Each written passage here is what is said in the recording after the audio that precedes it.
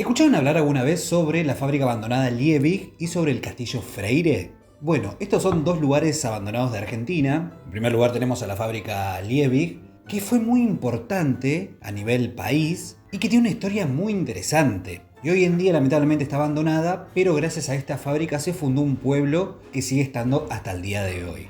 O sea, la fábrica está abandonada, pero el pueblo no. Y ese pueblo tiene cositas que son muy interesantes que lo vamos a ver en este video. Y después el otro, que es el castillo Freire, que está en la provincia de Santa Fe, es un castillo muy importante que tiene historias turbias ahí guardadas y que se mantiene en pie hasta el día de hoy. Mucha gente lo va a ver, que está lleno de vegetación, pero gente va a hacer urbex a ese lugar porque se cree que hay túneles escondidos y otras cosas más que se dicen, que también vamos a ver en este video. Así que sin más ruido, vayamos directamente a eso. Para conocer bien la fábrica abandonada de Liebig y del castillo Freire tenemos que ir, y sí, al inicio. ¿Y empezamos? Vamos nomás.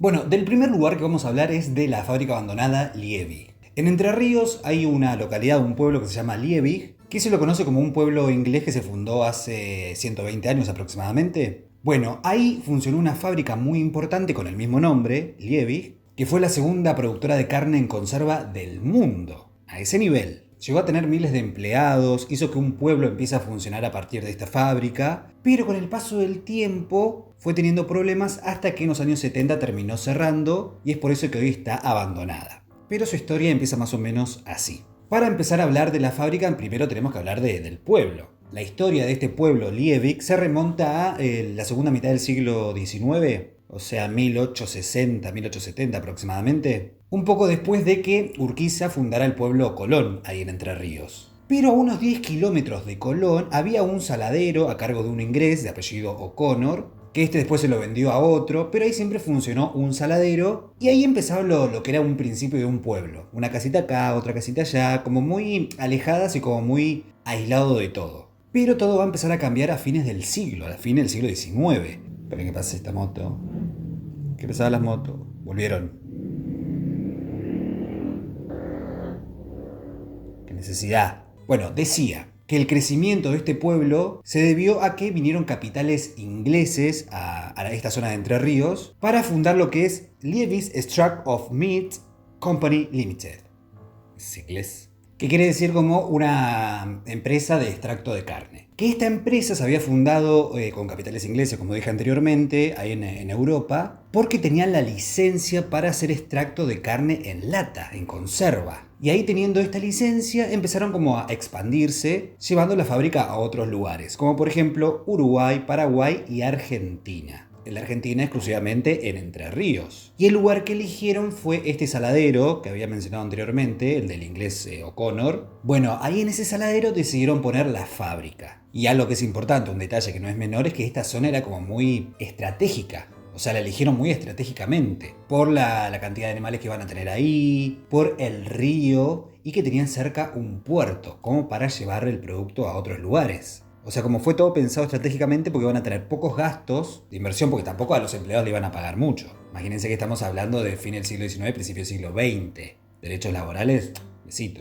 Entonces, como era mano de obra barata, tenían la materia prima y la forma de transportarla, listo, negocio redondo. Y a raíz de esta fábrica fue que el nombre del pueblo quedó así, como Liebig. Que si se preguntan, el origen de Liebig tiene que ver con el nombre, el apellido del alemán que descubrió el elemento químico o la fórmula química para tener carne en conserva. Entonces estos ingleses tomaron el apellido de este alemán que había descubierto esto y en su honor le pusieron el nombre y ahí quedó el nombre del pueblo también. O sea, el origen del nombre viene de un alemán que descubrió el producto químico este para la conserva. Terrible. Y bueno, y ahí se vinieron los ingleses, obviamente con el diseño de la fábrica tenían que empezar a armar lo que iba a ser el pueblo que esté alrededor, porque obviamente los empleados que iba a tener esta fábrica iban a tener que vivir en zonas aledañas, entonces tenían que diseñar el pueblo para vivir. Y bueno, y ahí se formó el pueblo, y fue tan importante esta fábrica que ahí en la misma fábrica funcionaba la intendencia. También desde ahí se controlaba el suministro de energía, la producción de agua potable, se encargaban de lo que era la recolección de residuos. O sea, la fábrica controlaba absolutamente todo.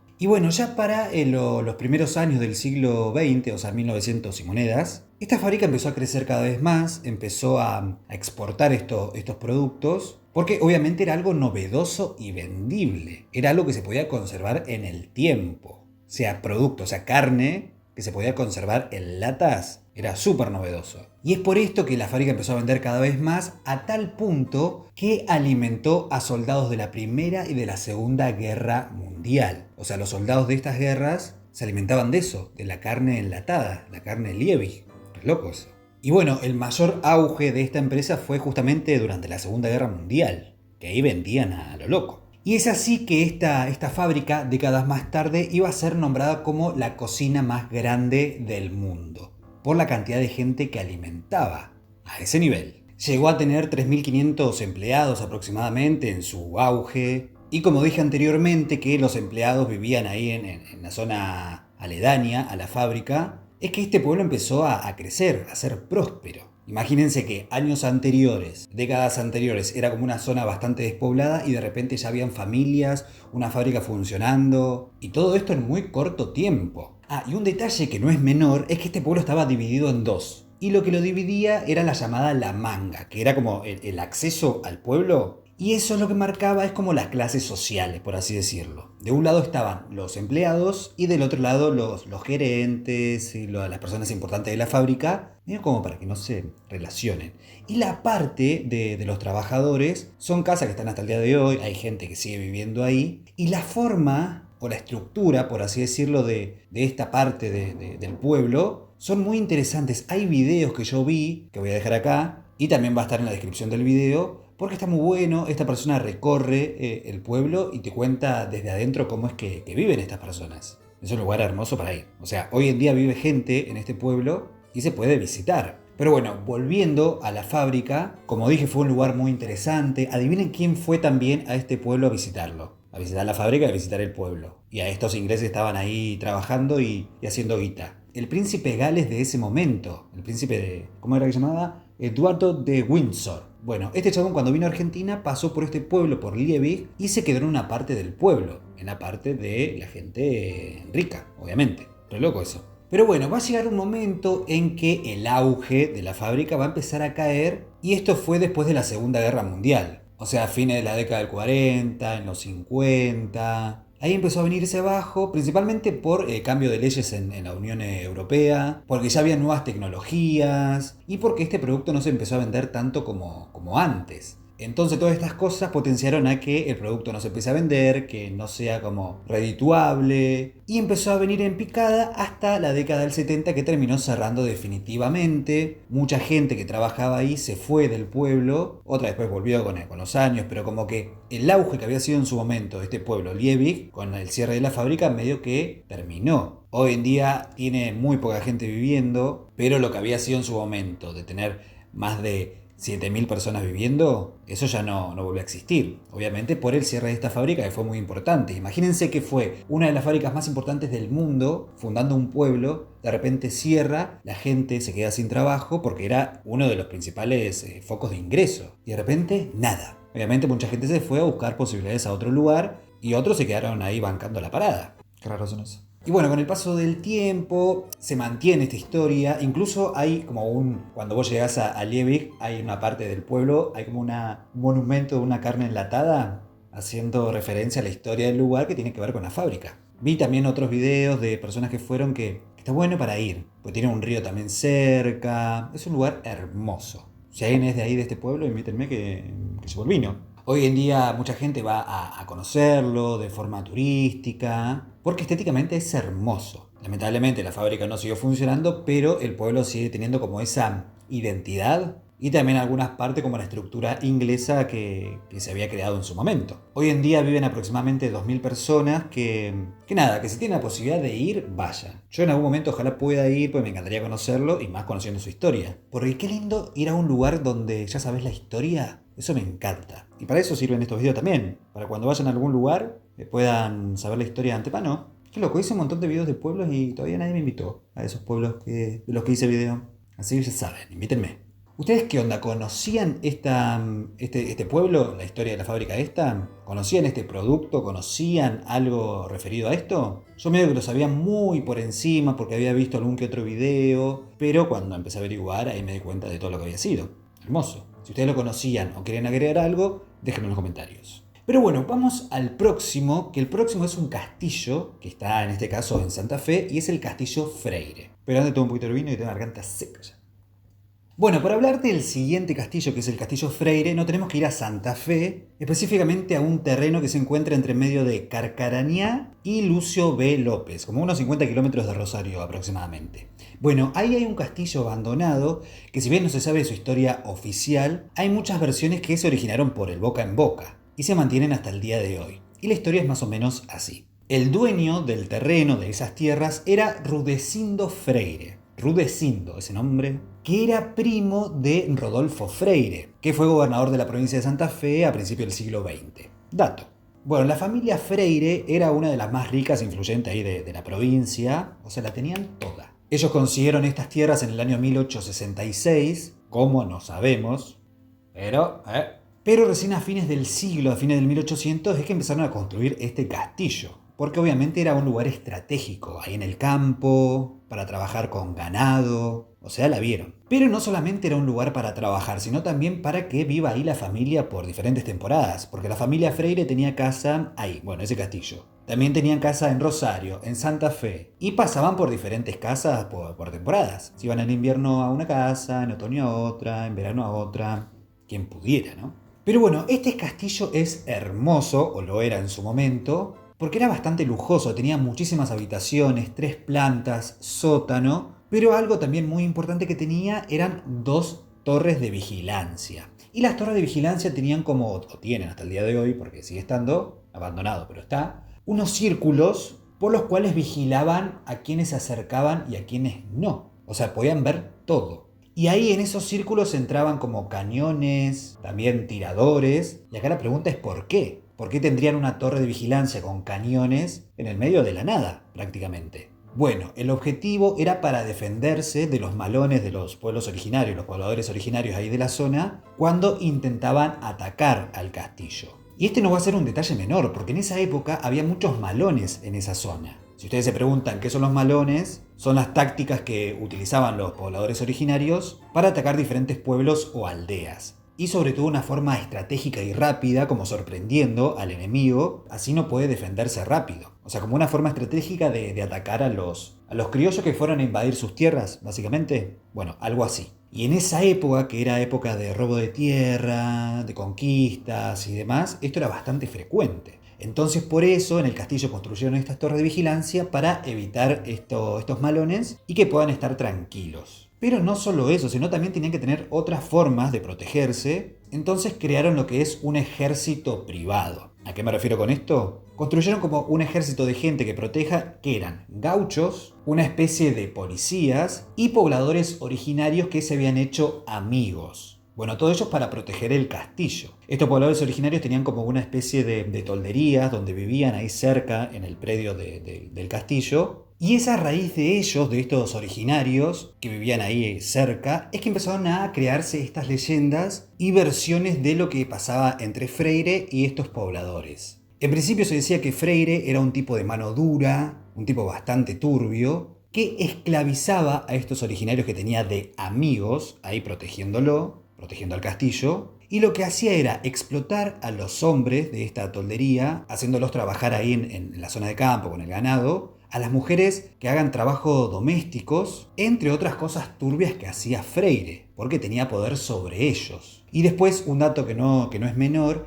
es que él trataba de domesticar a estos pobladores originarios, y los que no lograban domesticarse, él los mataba. A muchos los tiraba en el río que está cerca del castillo, a otros los enterraba ahí en el predio. Se dice que en la parte de atrás del castillo está el cementerio del lugar. O si no, también muchas veces lo encerraba en el sótano. ¿Vieron que dije que este lugar tenía sótano? Que hoy en día está como medio destruido, no se puede ingresar. Bueno, ahí también los encerraba. Después hay otra cosa que se dice como una versión medio a chequear. Es que él tenía tanto poder sobre ellos que cuando invitaba gente rica a su castillo, él como quería como hacerse el copado, como que sabía tirar bien y tenía puntería, agarraba a un poblador originario, le ponía una moneda en la cabeza y ahí practicaba puntería y si le pegaba la moneda, genial. Acertaba y como se corroboraba que era un chabón con puntería. Pero si le erraba y le pegaba un día en la cabeza, bueno, nadie va a reclamar nada acá. Eso se dice.